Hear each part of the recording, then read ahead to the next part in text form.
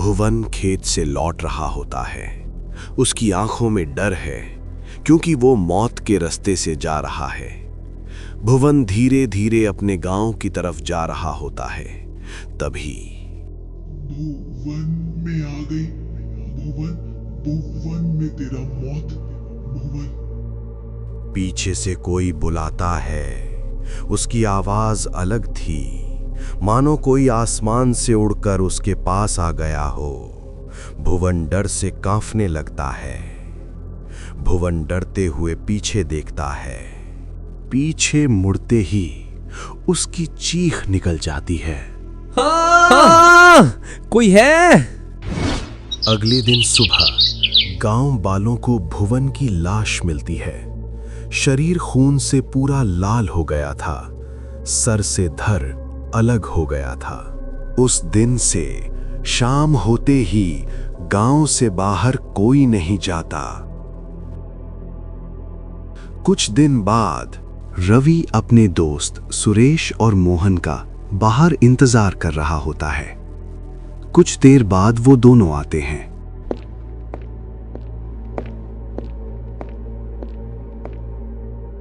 सुरेश रवि से पूछता है, रवि, इतने रात को क्यों बुलाया और तू इतना घबराया हुआ क्यों है?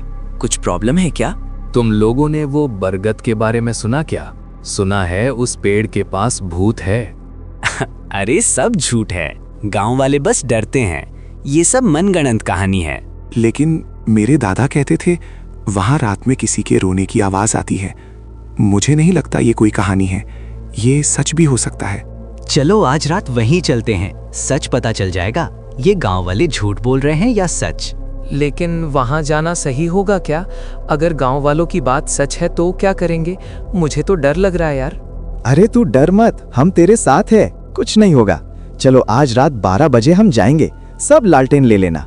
फिर वो तीनों रात के 12 बजे हाथ में लालटेन लिए गांव के बाहर जाने लगते हैं। जैसे ही वो गांव के बाहर जाते हैं, रात का सन्नाटा, कुत्तों के भौंकने की आवाज, झिंगुरों की धुन वो तीनों को सुनाई देने लगती है। लेकिन वो बिना डरे आगे बढ़ने लगते हैं।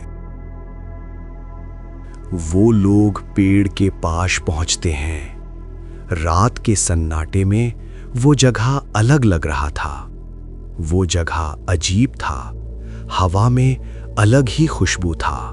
रवि और सुरेश डर नहीं रहे थे, लेकिन मोहन बहुत डर रहा था। मोहन डरते हुए कहता है, चलो यार, यहाँ से चलते हैं, मुझे यहाँ ठीक नहीं लग रहा। अचानक हवा तेज बहने लगता है, बिजली कड़कने लगता है।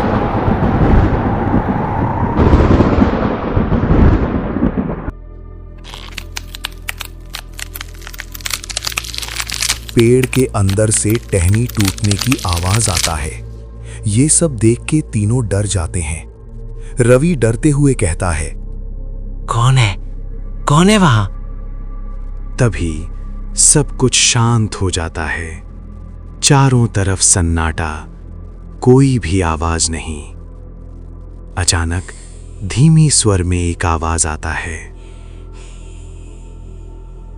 मुझे छोड़कर मत जाओ। ये सुनने के बाद तीनों के पैर जम जाता है। तीनों डर से कांपने लगते हैं। उनकी आंखों में मौत साफ दिखने लगता है। तीनों यहीं जगह जम जाते हैं। डर से उनका हाथ पैर एक ही जगह रह जाता है। मैंने कहा था ना यहाँ कुछ है, तुम दोनों मेरी बात नहीं सुने। अब क्या होगा हमारा? ये कह के मोहन रोने लगता है। तभी अचानक उस पेड़ की एक टहनी अपने आप हिलने लगती है, जैसे कोई उसको हिला रहा हो।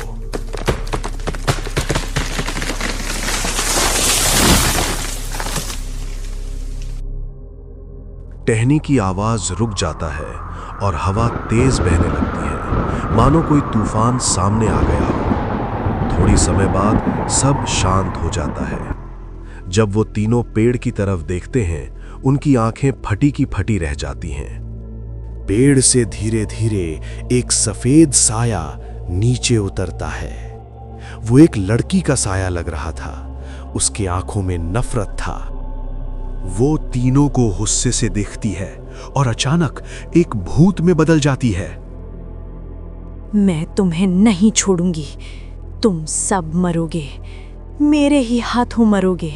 ये कह के चिल्लाने लगती हैं।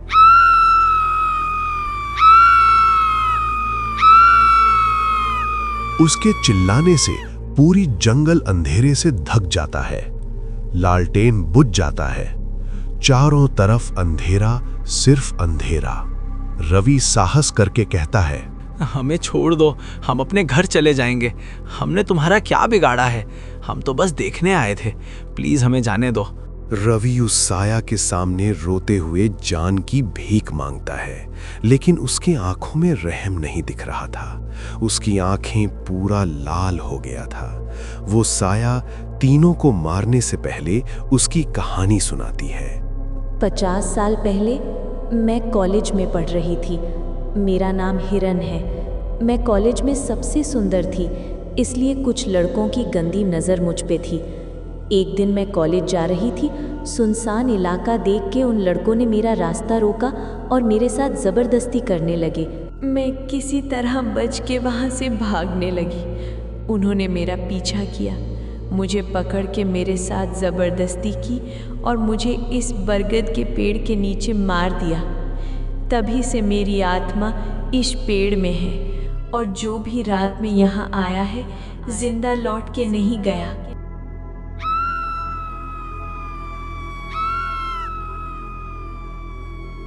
अचानक साया गुस्से में आ जाती है। हवा तेज चलता है, बिजली गरजने लगती है। तीनों समझ में थे ये अब उन्हें मार देगी। तीनों वहां से भागने लगते हैं। भागते हुए एक मंदिर में पहुंच जाते हैं। आज पहली बार उस पेड़ से कोई जिंदा बचा है।